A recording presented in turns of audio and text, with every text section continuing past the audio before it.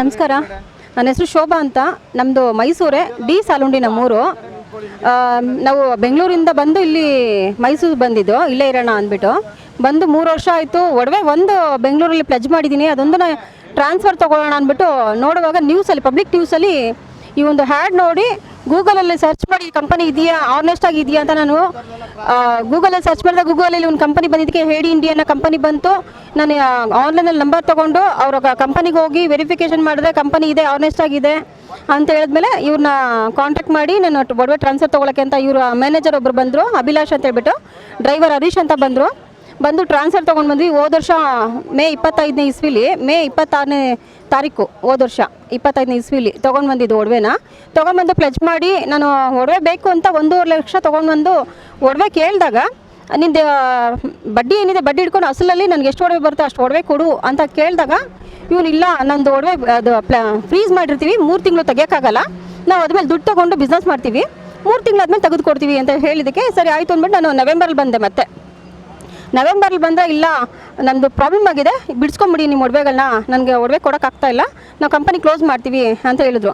ನಂಗೆ ಟೈಮ್ ಕೇಳಿದಕ್ಕೆ ಆಯಿತು ಒಂದು 6 ತಿಂಗಳು ಟೈಮ್ ತೊಗೊಂಡು ಬಿಡಿಸ್ಕೊಂಡು ಹೋಗಿ ಅಂತ ಹೇಳಿದ್ರು.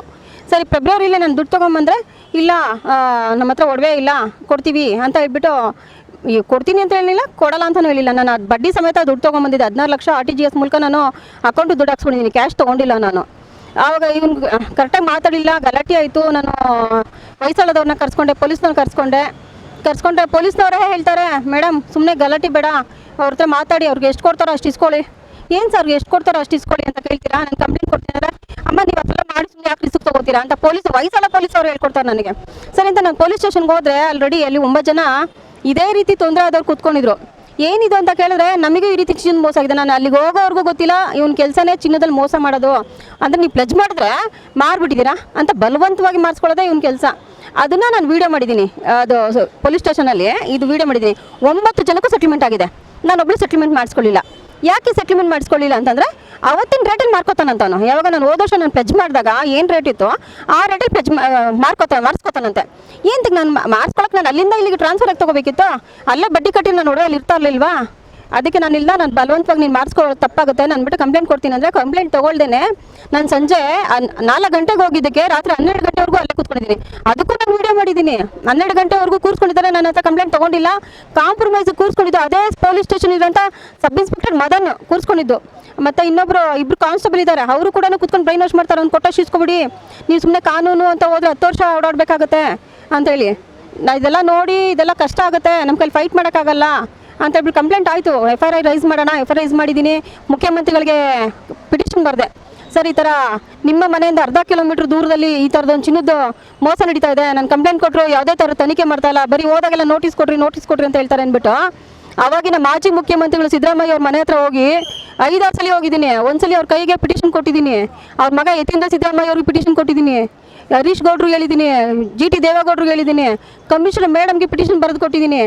ಫೈನಲಿ ಏನೂ ಆಗಿಲ್ಲ ಅಂದಾಗ ಮೇ 29ನೇ ತಾರೀಕು 25ನೇ ಇಸ್ವಿಲಿ 26ನೇ ಇಸ್ವಿಲಿ ಕಮಿಷನ್ ಆಫೀಸ್ ಮುಂದಗಡೆ ಎಲ್ಲರೂ ನೊಂದವರೆಲ್ಲರೂ ಒಂದು 50 ಜನ ಹೋಗಿ ಗಲಾಟೆ ಮಾಡಿದ್ದೀವಿ, ಧಿಕ್ಕಾರಕ್ಕೆ ಹೋಗಿದ್ದೀವಿ, ಪೊಲೀಸ್ ಮೇಲೆ ಧಿಕ್ಕಾರಕ್ಕೆ ಹೋಗಿದ್ದೀವಿ, ಮುಖ್ಯಮಂತ್ರಿಗಳ ಮೇಲೆ, ಇವಾಗ ಅವ್ರ ಮಾಜಿ ಆವಾಗ ಹಾಲಿ ಮುಖ್ಯಮಂತ್ರಿ ಅವ್ರ ಮೇಲೆ ಧಿಕ್ಕಾರಕ್ಕೆ ಹೋಗಿದ್ದು. 29ನೇ ತಾರೀಕು ಮೇ 30ನೇ ತಾರೀಕು 2026ರಲ್ಲಿ ಅವನು ಅರೆಸ್ಟ್ ಆಗ್ತಾನೆ.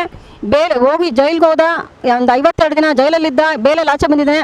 ಹೇಳ್ತಾರೆ ಲೈಫ್ ಟೈಮ್ ಅವನು ಒಳಗಡೆ ಇರೋಂಥ ತಪ್ಪು ಮಾಡಿಲ್ಲ ರೀ, 50 ಮೋಸ ಮಾಡಿದ್ರು ಒಂದೇ, 1 ಮೋಸ ಮಾಡಿದ್ರು ಒಂದೇ, ಅವನಿಂದ ಆಚೆ ಅದು ಒಳಗಡೆ ಇರ್ಸೋಕ್ಕಾಗಲ್ಲ, ಅವ್ನು ಬಂದೇ ಬರ್ತಾನೆ ಆಚೆಗೆ ಅಂತ ಹೇಳ್ತಾರೆ. ಅವ್ನು ಲಾಯರ್ ಇಟ್ಕೊಂಡು ಫೈಟ್ ಯಾವ ರೀತಿ ಮಾಡ್ತಾನೆ, ನಮ್ಮ ದುಡ್ಡಲ್ಲೇ ಅವ್ನು ಬೇಲ್ ತೊಗೊಂಡು ಆಚೆಗಡೆ ಬಂದು ಬಿಂದಾಸ್ ಆಗಿದ್ದಾನೆ.